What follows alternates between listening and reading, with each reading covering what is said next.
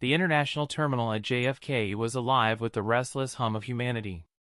Luggage wheels clattered against polished floors, announcements echoed overhead, and travelers shifted impatiently in lines that seemed to crawl. Among the hundreds of weary faces, one man stood out, not because he demanded attention, but because he carried himself with a quiet composure. His name was Raymond Cole. Dressed in a tailored navy suit, crisp white shirt, and polished shoes, he looked like any other business traveler on his way to an important meeting overseas. In his hand, he held a small black passport case. He had done this routine 100 times: present the document, board the plane, and disappear into the anonymity of air travel.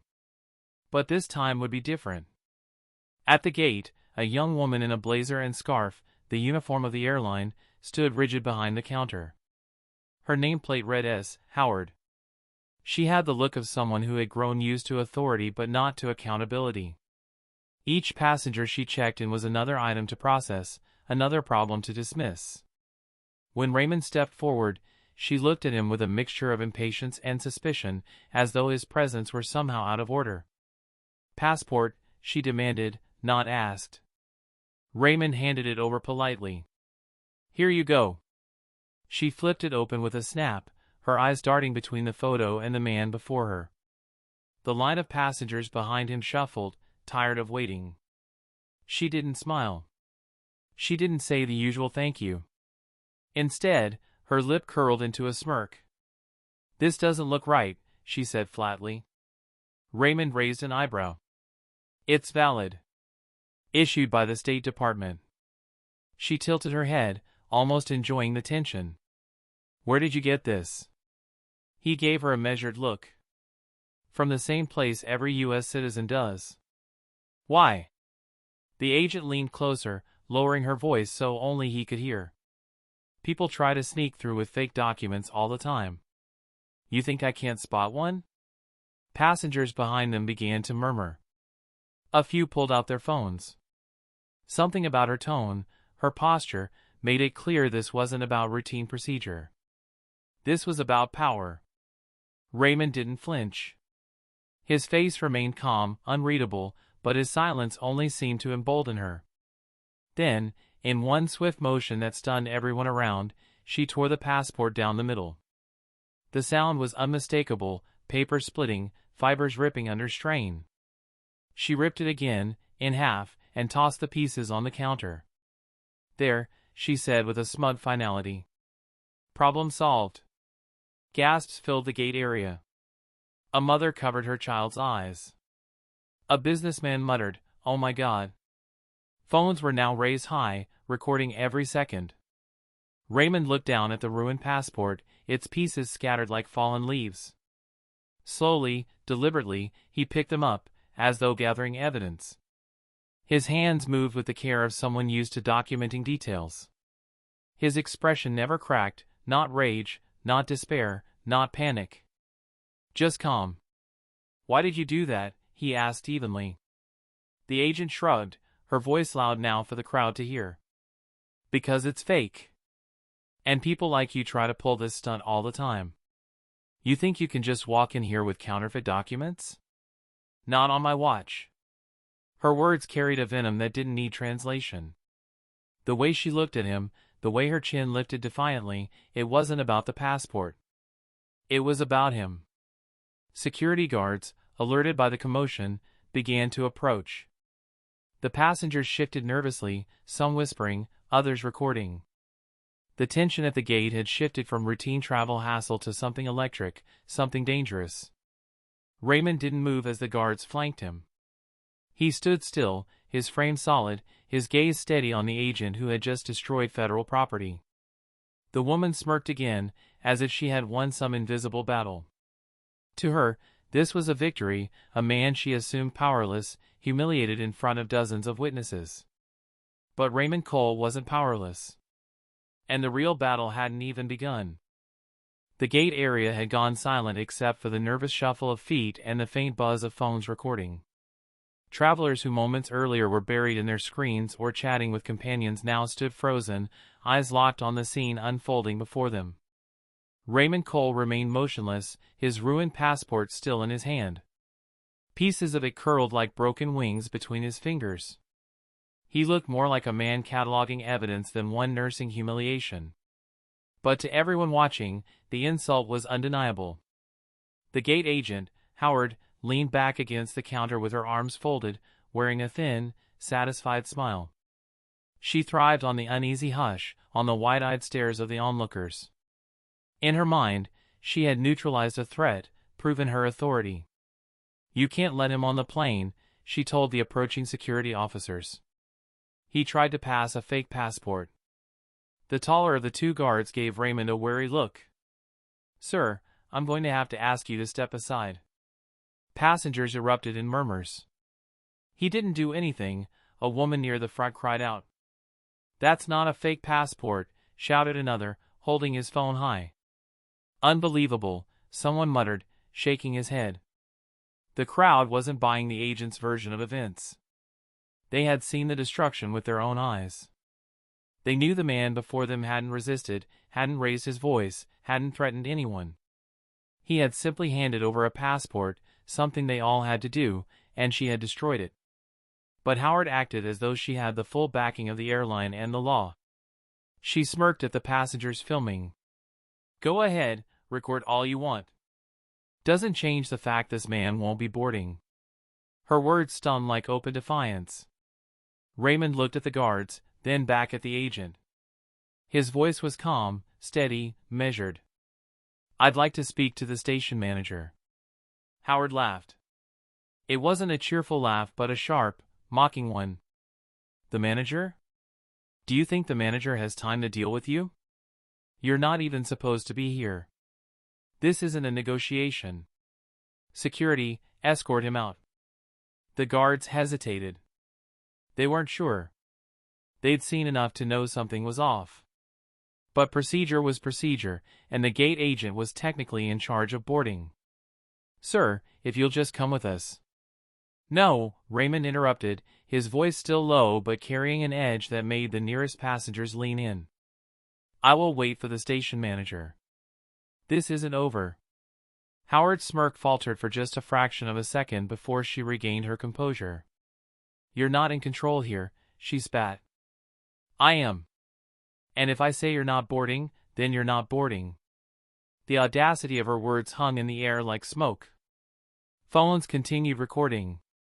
Dozens of lenses captured her arrogance, his calm, and the growing sense that this was no ordinary travel dispute. A teenager whispered to his mother, "He's so calm, like he knows something she doesn't." And he did. Raymond's silence wasn't weakness. His refusal to raise his voice wasn't surrender. Every second he stood firm, composed, and immovable, the narrative shifted. The passengers no longer saw a man being humiliated, they saw a man absorbing humiliation with a patience that felt dangerous, like the stillness before a storm. The guards shuffled uncomfortably, glancing between the agent and the passengers filming. They could feel the crowd's disapproval, the moral weight tipping against the woman who had started this. "Ma'am," one of them said carefully to Howard, "maybe we should get the manager after all. Just to be safe." Her eyes flashed with irritation. "I said no. He's not boarding." End of discussion. But the discussion wasn't over. Not by a long shot. The crowd, sensing something bigger was unfolding, refused to disperse. They wanted to see the outcome. The air was thick with anticipation, the kind of charged silence that comes before a revelation. And in that silence, Raymond Cole stood like an oak tree in a storm, unshaken, unbent, waiting. The passport may have been torn, but the truth was intact. And soon, it would surface with a force no smirk, no shred of arrogance, could contain. The terminal had become a stage, and everyone present was part of the audience. Passengers leaned on stanchions, sat on luggage, or simply stood still, phones raised to capture the drama. Even the flight attendants waiting by the jet bridge watched nervously, their eyes darting between the gate agent and the man she had humiliated. Raymond Cole stood with his shoulders squared, the ruined passport resting in his hand like evidence in a courtroom. He was calm, unflinching, his voice low but commanding as he repeated, "I will wait for the station manager." The security guards looked uneasy. They weren't accustomed to this kind of defiance, calm, measured, absolute. Usually, when people were confronted, they argued, shouted, or tried to plead. But Raymond wasn't pleading. He wasn't negotiating. He was simply stating a fact. Howard, the gate agent, snapped her fingers toward the guards like a schoolteacher ordering students. Don't listen to him. He doesn't have a passport anymore, which means he doesn't have the right to be here. Remove him. Her words tripped with arrogance, but they didn't carry the same weight they had minutes earlier. Too many people were watching. Too many phones were recording. The guards hesitated. Ma'am, one finally said, passenger documents are federal property. Destroying them is, well, it's serious. Howard's eyes widened for a split second before narrowing again. Don't lecture me on procedure. I know exactly what I'm doing. That passport was fake, and I treated it accordingly. Raymond tilted his head slightly, studying her, his expression unreadable. Then he spoke, clear, deliberate, each word carrying across the hushed gate area. Are you certain you want to stand by that? The question hung in the air like a blade. Not loud. Not threatening. Just precise enough to make the agent shift uncomfortably in her shoes. A murmur rippled through the crowd. Passengers exchanged glances, whispering. They could feel the power dynamic changing. The man she had mocked wasn't breaking under the weight of humiliation, he was lifting it, reshaping it, turning it back on her. Howard scoffed, trying to shake off the unease creeping up her spine. You don't intimidate me. You're just another passenger with a fake document. You should be grateful I didn't have you arrested on the spot. Raymond's reply was calm, almost quiet, but in the stillness of the terminal, everyone heard it. You destroyed a valid United States passport in front of dozens of witnesses. You've humiliated me publicly, endangered my travel, and wasted the time of every person here. That isn't authority. That's negligence. Gasps rippled through the crowd. Phones zoomed in. The gate agent's smirk wavered. One passenger near the back called out, "He's right. We all saw what you did." Another added, "You can't just rip up passports like that. Who do you think you are?" The tide was turning. What had started as a one-sided humiliation was shifting into a courtroom of public opinion, and Howard was suddenly on trial. The guards exchanged a glance, their doubt growing. One of them leaned toward his partner and muttered, "This doesn't feel right." Howard slammed her hand on the counter, her voice cracking with frustration. Enough. This man is done. He's not getting on this plane, and if you people don't clear out, none of you will either. It was the wrong move. The crowd booed. Some laughed in disbelief. Others shook their heads. Her authority, once absolute, was crumbling like sand slipping through her fingers. Through it all, Raymond didn't raise his voice. He didn't shout, didn't curse, didn't fight. He simply stood his ground, his silence louder than any protest. Finally, he spoke again, softer this time but with the precision of a scalpel. "Then bring me your manager." The command was so calm, so steady, it sounded less like a request and more like an inevitability. Passengers erupted in agreement. "Yeah. Bring the manager. Get your supervisor. This is ridiculous." Howard's face turned red. She looked around, realizing for the first time that she was outnumbered, outflanked, and dangerously close to being exposed for the abuse she had committed. And still, Raymond stood unmoved, his posture unshaken.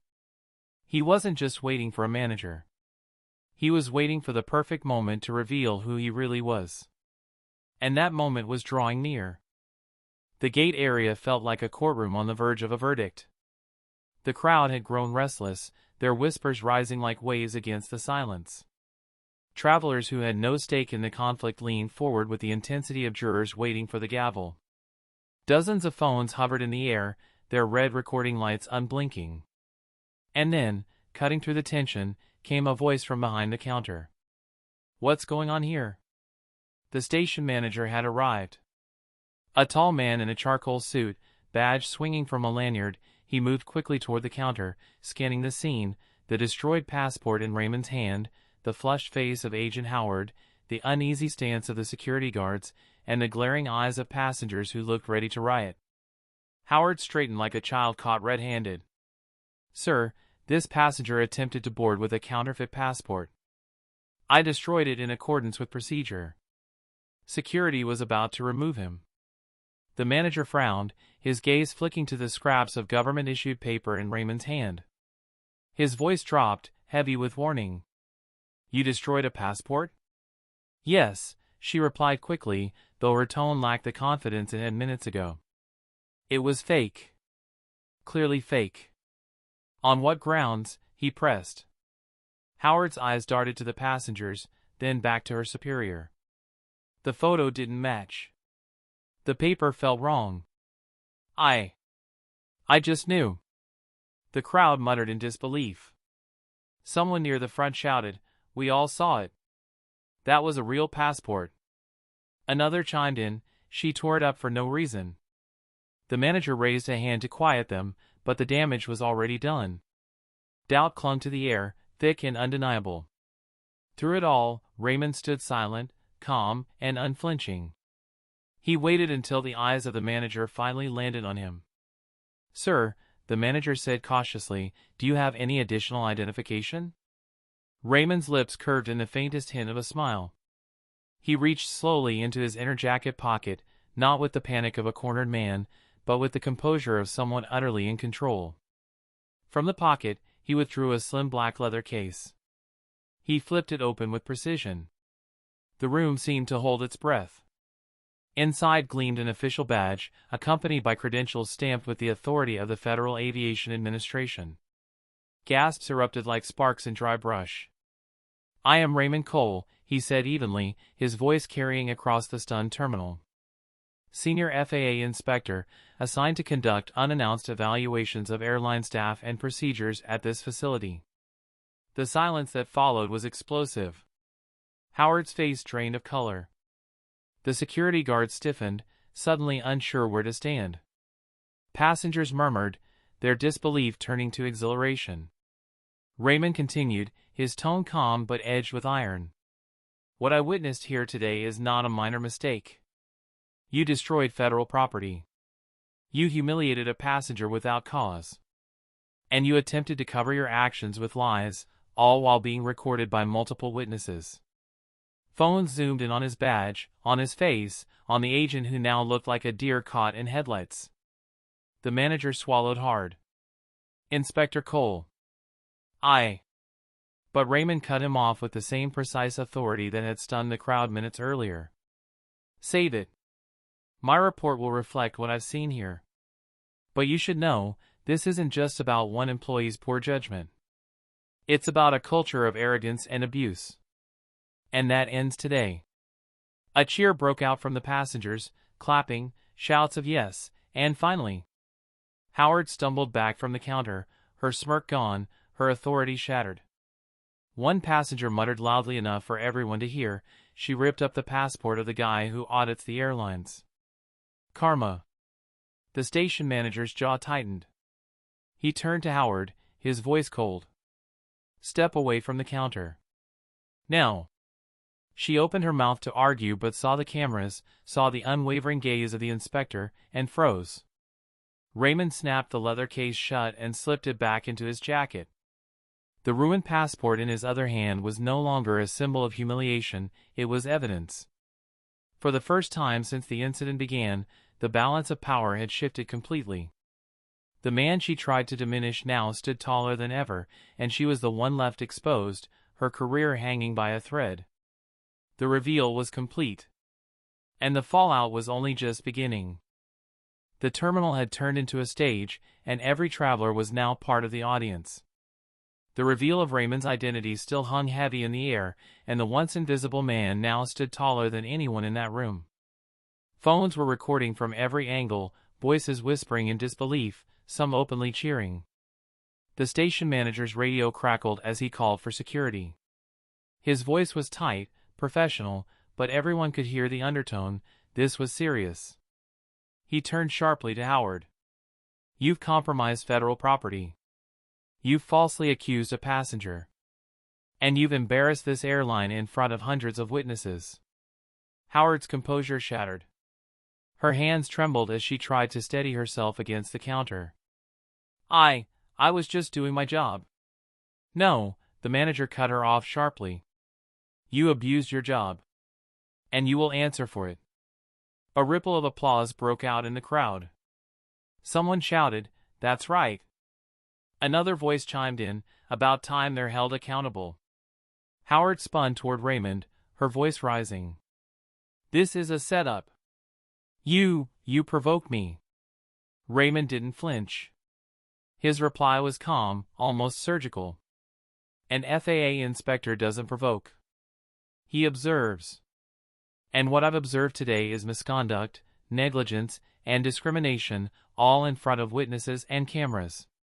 You ripped up a valid passport because you thought no one would stop you. You were wrong.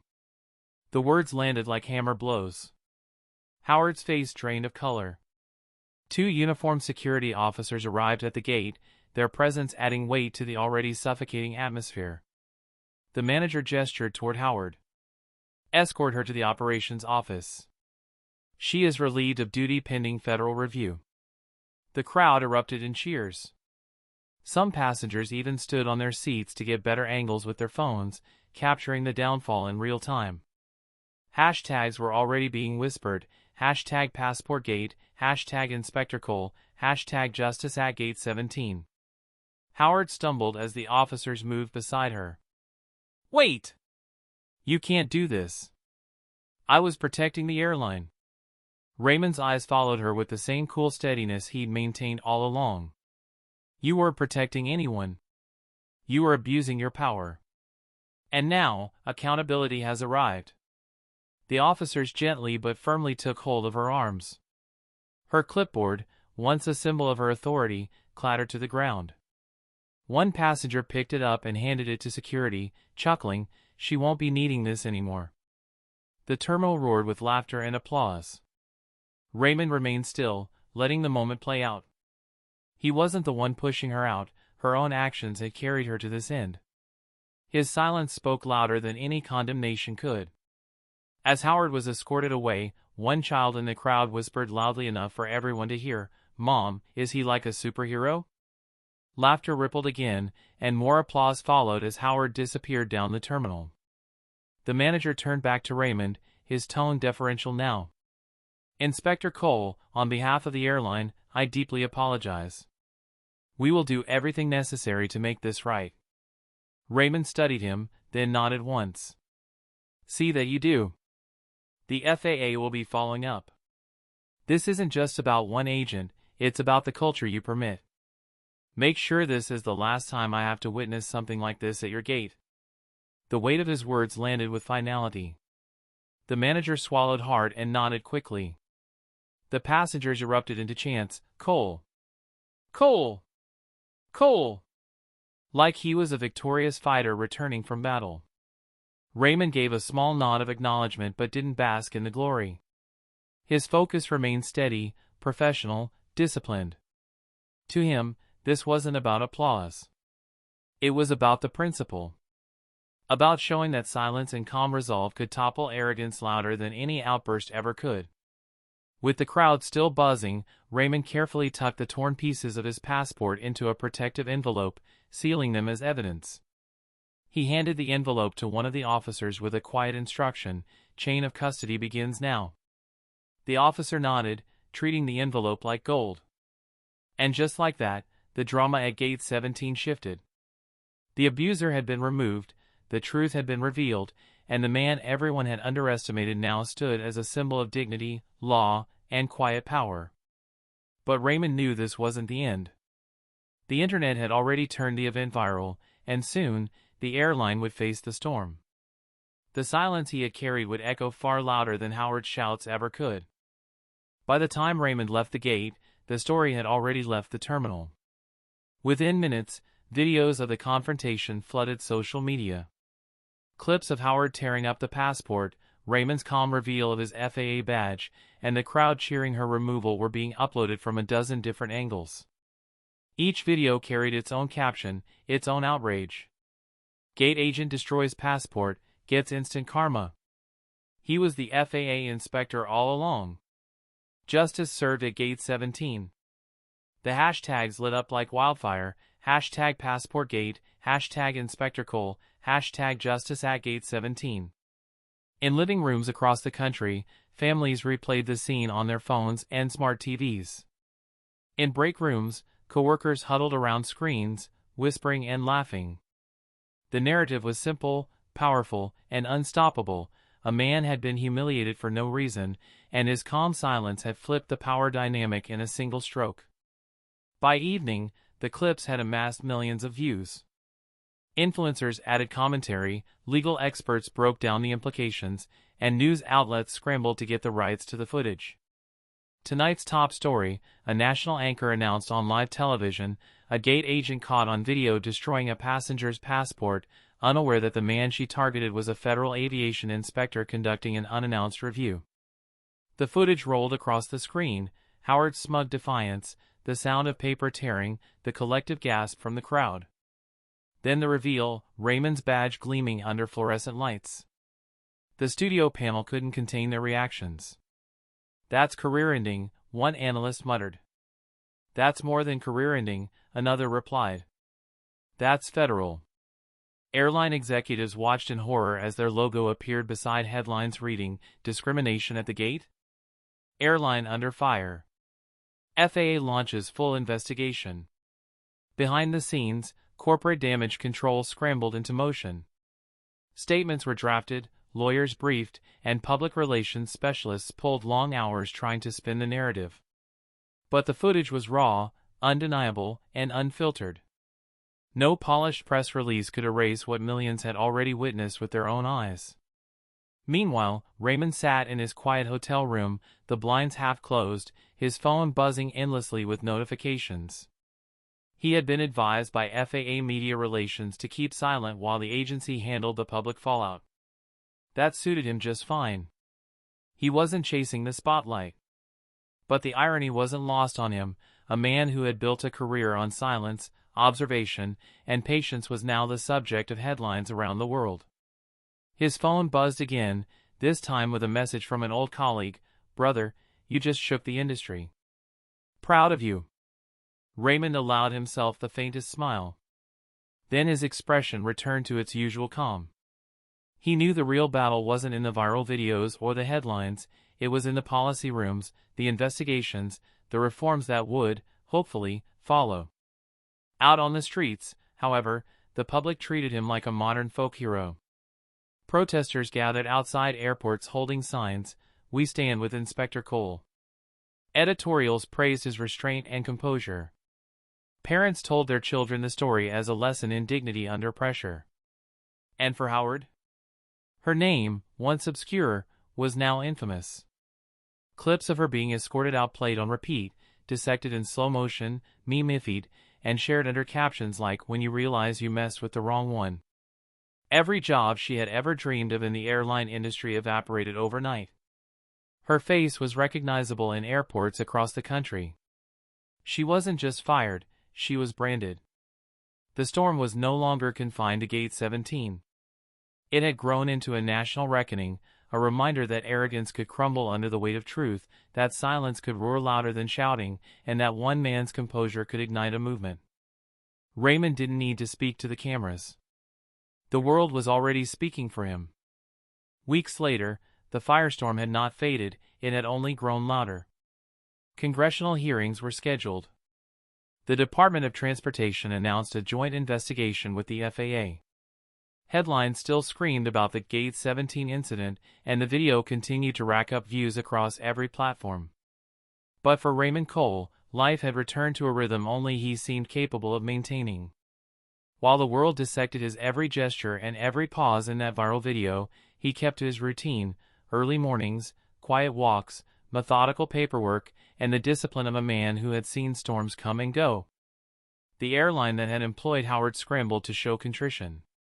Executives testified under oath about new training programs, stricter oversight, and cultural reforms. But the truth was undeniable. It took one silent man, standing calmly against arrogance to expose an entire system's cracks. Raymond didn't attend the hearings for the cameras. He sat in the back row, anonymous among the suits and staffers, listening with the same sharp, quiet eyes that had unsettled Howard at Gate 17. His presence alone carried weight, though he never spoke unless asked directly. When he was finally called to testify, the room fell into an unusual hush. Senators leaned forward, journalists lifted their pens, and cameras zoomed in. "Mr. Cole," a senator began, "your composure during the incident has been called extraordinary. Do you see yourself as a hero in this story?" Raymond's reply was steady, measured. "No, Senator. I see myself as a man doing his duty." The passport wasn't just a booklet of paper, it was a symbol of citizenship, of dignity. When that was torn apart, so was the trust in the system meant to protect it. I stood still because the truth didn't need me to shout.